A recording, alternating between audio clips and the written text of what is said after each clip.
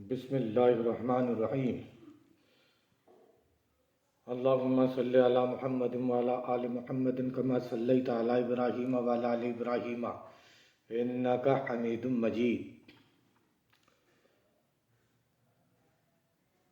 अर्ज करना चाहता हूँ, अल्लाह के नबी की पैदाइश अल्लाह के नबी की जब पैदाइश हुई तो घर के अंदर दीवे जलाने के भी पैसे नहीं थे।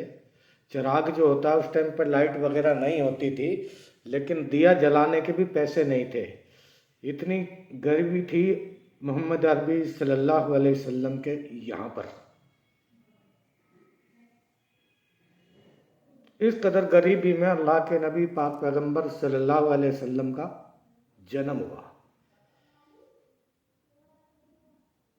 बाप का इंतकाल हो गया था हजरत अब्दुल्ला का।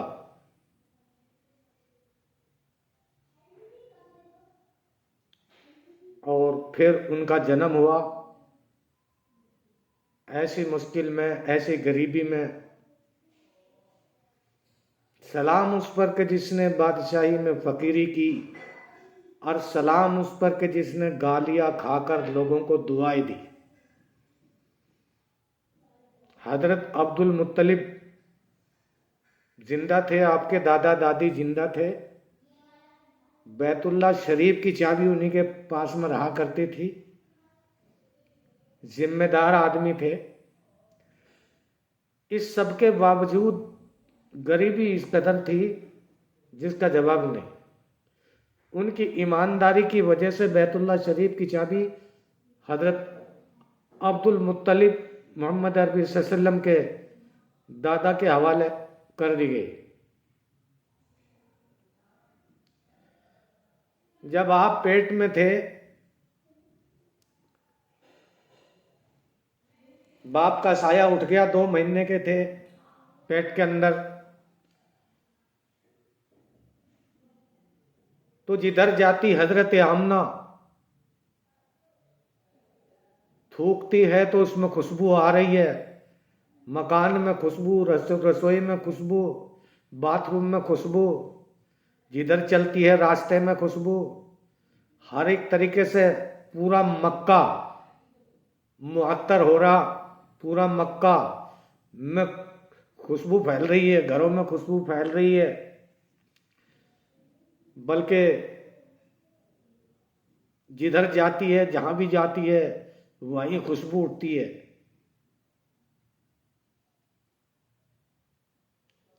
अल्लाह के नबी की दादी ने एक दिन बड़ी मुश्किल से कोशिश की।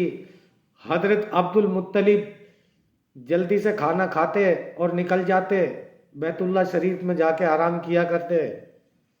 दादी ने कहा, एक दिन रोक लिया कि आप रुक जाओ, मुझे कुछ काम है, कुछ कहना है, कि बताओ। अब वो जल्दी से इसलिए निकल जाते थे कि घर में बेवा बहू है, ससुर का रुकना ठीक नहीं है, बस खाना खाते और निकल जाते इज्जत की वजह से। कहने लगी, मुझे एक बात करनी है कि कहो। कि मैं कई बार कहने की कोशिश की, ये जो हमारे घर में बेवा बहू है, पता नहीं कहाँ से अतर लाती है, कहाँ से सेंट लाती है। ऐसा सेंट, ऐसी खुशबू आती है कि मोहल्ले की औरतें, गली की औरतें मुझे कहती हैं कि ये औरत बेवा है, ये ऐसा अतर कहाँ से ला रही है, ये खुशबू कहाँ से लगाती है, कौन इसे ला करके देता है। हजरत अब्दुल मुत्तलिब फरमाते हैं कि बैतुल्ला में लोगों ने मेरा असर खा लिया और रोजाना मुझे कहते हैं, तेरे घर पे अतर की बारिश कहाँ से हो रही है, कहाँ से आ रहा है ये इतर। मैं शर्म की वजह से कुछ बोलता नहीं हूँ। तू औरत जात है, तू ही हिम्मत करके पूछ ले। कहा, ए अब्दुल मुत्तलिब, मैंने कई बार कोशिश की, जब मैं कहती हूँ तो मेरा सांस रुक जाता है और मैं पसीना पसीना हो जाती हूँ, मुझे घबराहट तारी हो जाती है जब मैं आमना से जिक्र करती हूँ कि ये सेंट कहाँ से लाई है। उस टाइम पर आप मर्द जात हो तो आप बुला करके पूछो। हजरत अब्दुल मुत्तलिब ने कहा कि बेटी आमना, इधर आओ, तशरीफ ले आई। जी अब्बा हुजूर, क्या बात है।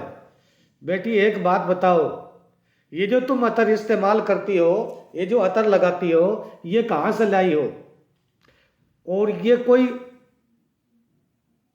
वैसा कैसा अतर नहीं है ये तो कोई खास इतर है, खास खुशबू है, बड़ा महंगा है, कहां से लाई हो? रोने लगी और कहने लगी, अब्बा जान, कभी मेरे आदमी ने लाके अतर नहीं दिया, कभी मेरी सांस ने अतर लाके नहीं दिया, कभी आपने लाके नहीं दिया, कभी किसी मेरी सहेली ने सेंट या इतर लाके नहीं दिया। मैं कभी बाजार जाती नहीं हूं, मैं कुएं के पास पानी लेने जाती हूं तो कुआं का पानी अपने आप उबल के बाहर आ जाता है और मुझे सलाम करता है। पानी बगैर खींचे अपने आप ही बाहर आ जाता है। ये पहाड़ मुझे सलाम करता है, ये दरख्त के पत्ते पत्ते मुझे सलाम करते हैं, ये सूरज और चांद सितारे मुझे सलाम करते हैं। हर रोज मुझे ख्वाब के अंदर कोई ना कोई नबी आकर के खुशखबरी देता है कि आमना, तो दो जहान के नबी की सरदार की मां बनने वाली है, दो जहान के बादशाह की मां बनने वाली है। सब मुझे मुबारकबाद देते हैं, खुशखबरी देते हैं, और फरिश्ते मुझे पंखा जलते हैं, फरिश्ते मुझे यूं पंखा जलते हैं, हवा करते हैं गर्मी की वजह से। फरिश्ते मुझे सलाम करते हैं, जिब्रील मुझे सलाम करता है। पत्थर की कोई कंकरी अगर पैरों के नीचे चलते समय आ जाती है तो वो भी नरम हो जाती है और वो भी मुझे सलाम करती है। पहाड़ भी मुझे मुबारकबाद देता है। रोने लगी और रो के कहने लगी, अब्दुल मुत्तलिब, अपने पेट पर हाथ रख दिया कि मुझे तो ऐसा लगता है ये आने वाले मेहमान की बरकत है। जब से बच्चा मेरे पेट में पड़ा है, जब से मैं रोजाना परेशान हूं और मुझे रोजाना इसी तरीके से सलाम और मुबारकबाद, ये सूरज भी झुक झुक के सलाम करता है और चांद भी मुझे झुक झुक के सलाम करता है। मुझे पता नहीं क्या हो रहा है क्या नहीं, भाई इतना पता है, इसीलिए मैं अगर थूकती हूं तो भी खुशबू है, मैं देखती हूं तो भी खुशबू है, मैं सोती हूं तो भी खुशबू है। इस तरीके से अल्लाह पाक ने पहले ही मक्का को मुअत्तर कर दिया। अल्लाह के नबी के आने से पहले लबरेज कर दिया, खुशबू फैल गई। अल्लाह के नबी पैदा होने के बाद हवा को लबरेज कर दिया था कि अल्लाह के नबी जब जाया करते और जिधर से खुशबू आती पता चल जाता था सहाबा किराम को कि अल्लाह के नबी इस साइड में या इस दिशा में गए हुए हैं। हवा के रुख से पता चल जाया करता था, क्यों कि हवा में से खुशबू आया करती थी। अल्लाह के नबी की खुशबू यही नहीं कि पैदा हुए जब भी खुशबू आ रही है या पेट में है जब भी खुशबू आ रही है, बल्कि जब तक वो जिए, जब तक वो दुनिया के अंदर रहे और पसीना आया तो पसीना उठा करके सहाबा किराम एक बोतल में ले लिया करते थे और उसमें कुछ पानी मिला लिया करते थे। एक बूंद सहाबा किराम उस पसीने को अपने लगा लिया करते थे तो उसमें से 12 महीने तक खुशबू नहीं जाती थी। सरकार मदीना सल्लल्लाहु अलैहि वसल्लम की कि पसीने में खुशबू। अल्लाह के नबी बात करें तो हदीस बने, अल्लाह के नबी को पसीना आए तो खुशबू बने। हम लोग बात करें तो बकवास करें, अल्लाह का पैगंबर बात करे तो हदीस बने। अल्लाह बात करे तो कुरान बने, अल्लाह के वली बात करें तो हिकमत बने। हर एक चीज में अल्लाह पाक ने एक कुदरत रखी है। आखिरकार वो टाइम आया, वो घड़ी आई, सरकार मदीना सल्लल्लाहु अलैहि वसल्लम का पैदाइश का वक्त आया। जब पैदा हुए तो मक्का का ये निज़ाम था, ये माहौल था कि जिसके बच्चा पैदा होता था वो लोग दूध नहीं पिलाते थे, बल्कि उस टाइम पर वहां कोई ऐसा माहौल था कि दाइयां दूध पिलाया करती थी। ये नहीं, माओ का दूध नहीं मिलता था, बल्कि सिस्टम ये बना रखा था, बच्चा पैदा होगा कहीं, दूध पिलाने वाली अलग ही थी। उनको क्या है कि कोई तनख्वाह मुकर्रर कर रखी थी, उन लोगों को कोई तनख्वाह मिलती थी। कुछ गरीबों का ये तरीका बना रखा था कि गरीब लोगों के किस तरीके से, हालांकि जब मां का बच्चा पैदा हुआ तो मां ही दूध पिलाएगी, लेकिन कुछ गरीब लोगों का घर का गुजर बसर इसी तरीके से चलता था। वे ले जाकर बच्चों को अपनी बकरियों का, अपनी गायों का, अपनी भैंसों का दूध पिलाया करते, उनको कोई तनख्वाह मिलती थी। इस तरीके से ऐसा एक माहौल था। अगर ये माहौल ना होता तो सब माएं अपने अपने बच्चों को दूध पिलाती। दाइयां क्यों आया करती और क्यों जाया करती? मक्का की जितनी भी दाइयां थी वो सब उठा करके अपने बच्चों को सबको ले गई। आखिरकार अल्लाह के नबी अकेले बचे। दाई हलीमा पीछे रह गई। उससे पहले जितनी भी दाइयां थी, बच्चों को ले जाकर जितने भी बच्चे पैदा हुए, सब ऊँटनियों का सफर हुआ करता था। ऊँटों के ऊपर अपना बच्चों को ले गई दूध पिलाने के लिए, सब जगह से जो जिसको मिला। ये एक बच्चा बच गया, अल्लाह के नबी पाक पैगंबर सल्लल्लाहु अलैहि वसल्लम।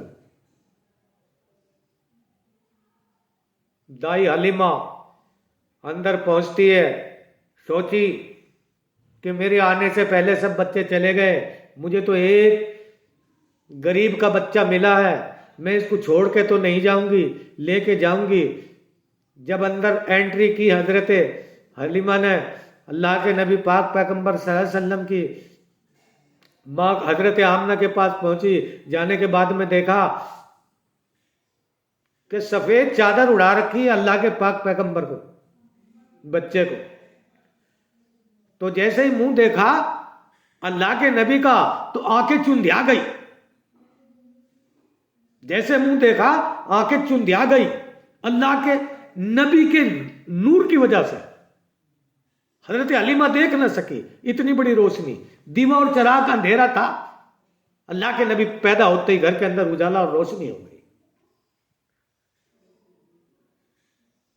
उठा करके ले चलने लगी। हजरत आमना प्यार कर रही है बार बार।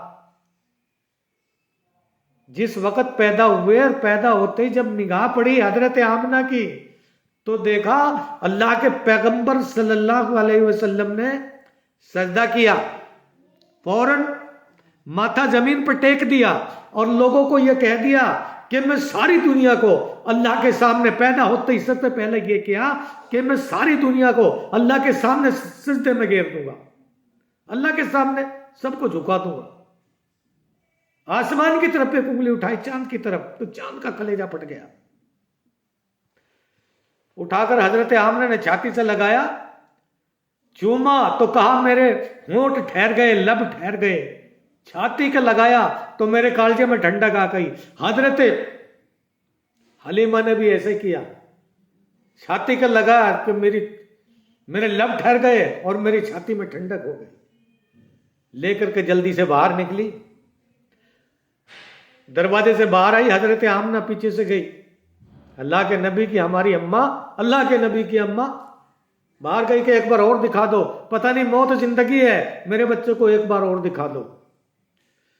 देखने के बाद ऊंटनी पे बैठ गए। हजरत हलीमा पीछे लेकर बैठ गई, उसका आदमी आगे बैठ गया ऊंटनी के ऊपर। ऊंटनी नहीं उठी। आखिरकार हजरत हलीमा के आदमी ने अपनी गोद में अल्लाह के पैगंबर को लिया तो ऊंटनी फट उठ गई और उठने के बाद चलने लगी, तेज रफ्तार चली। रास्ते के अंदर इतनी धूल उठती जा रही है, आगे जो लोग चले गए थे कब से पहले, बच्चों को लेकर के जो दाइयां जा रही थी, ऊंटनियां लेकर जो चल रही थी, कोई घोड़े पे कोई ऊंटों पे, वो जो चल रहे थे जिस तरीके से भी, तो उनके साथ में ये मिल गई और पीछे धूलिया धम्माल होता जा रहा है। तो वो कह रहे हैं कि पीछे से कोई लुटेरा आ रहा है, जल्दी चलो। उनमें से एक कहती है कि नहीं, दो जहाज का लुटेरा नहीं आ रहा, दो जहान का सवेरा आ रहा है। क्यों? उसके पीछे सितारे चल रहे हैं, जैसे ऊंटनी चल रही है वैसे सितारे चल रहे हैं, सितारे रोशनी कर रहे हैं। रात का समय है, रात के समय में अल्लाह के नबी को ले जाया जा रहा। बताया जाता है कि हलीमा,